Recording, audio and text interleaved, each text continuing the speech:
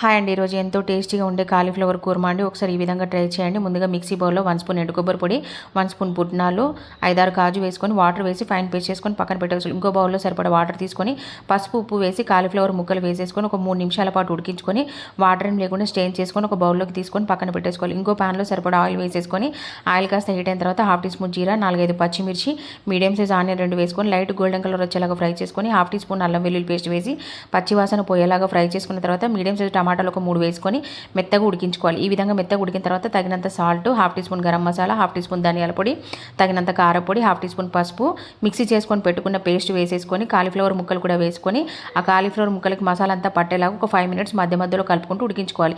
ఈ విధంగా 5 మినిట్స్ ఉడికిన తర్వాత తగినన్ని వాటర్ వేసేసుకొని మొత్తం అంతా ఒకసారి కలిపేసుకొని గ్రేవీ దగ్గర పడే వరకు ఉడికించుకోవాలి. ఈ విధంగా గ్రేవీ దగ్గర పడే ఆయిల్ సెపరేట్ అయిన తర్వాత చివర కొంచెం కొత్తిమీర వేసుకొని ఒక 5 మినిట్స్ ఉంచుకుంటే ఎంతో టేస్టీగా ఉండే కాలీఫ్లవర్ కర్రీ రెడీ.